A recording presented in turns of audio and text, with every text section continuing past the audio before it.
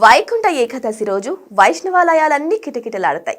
ఈ పర్వదినాన ఉత్తర ద్వారం నుంచి శ్రీ మహావిష్ణువు దర్శనం కోసం భక్తులు పోటీ పడతారు.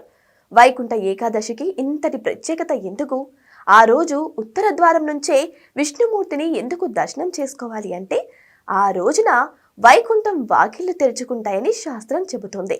సూర్యుడు దక్షిణాయనం నుంచి ఉత్తరాయణానికి మారే సమయంలో వచ్చే ధనుర్మాస శుద్ధ ఏకాదశిని వైకుంఠ ఏకాదశి అంటారు.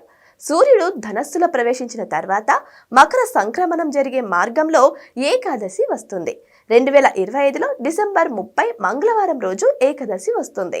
వైకుంఠ ఏకాదశి రోజున శ్రీ మహావిష్ణువు గరుడ వాహనంపై 3 కోట్ల దేవతలతో కలిసి భూలోకానికి వచ్చి భక్తులకు దర్శనమిస్తాడని పురాణాలు చెబుతున్నాయి. అందుకే ఈ రోజుని ముక్కోటి ఏకాదశి అని కూడా పిలుస్తారు. పెరియాళ్వార్కు విష్ణుమూర్తి దర్శనమిచ్చింది. క్షీరసాగర మథనం తర్వాత అమృతం ఉద్భవించింది ఈ రోజునే.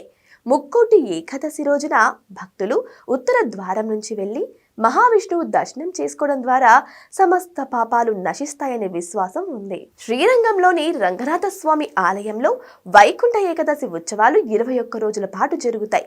తిరుమల శ్రీ వెంకటేశ్వర స్వామి దేవస్థానంలో ముక్కోటి ఏకాదశి నుంచి 10 రోజుల పాటు వైకుంఠ ద్వారాన్ని తెరిచి భక్తులకు ఉత్తర ద్వార దర్శన భాగ్యాన్ని కల్పిస్తారు. ధనుర్మాస శుక్లపక్ష ఏకాదశి రోజు ఉపవాసం ఉండి విష్ణుమూర్తి అవతారాలను సేవించిన వారి పాపాలు పరిహారమవుతాయని, వారికి వైకుంఠ ప్రాప్తి కలుగుతుందని స్వయంగా విష్ణుమూర్తే వరమిచ్చారని అంటారు. అందుకే ఆ రోజున భక్తులు ఏకాదశి వ్రతం ఆచరిస్తారు.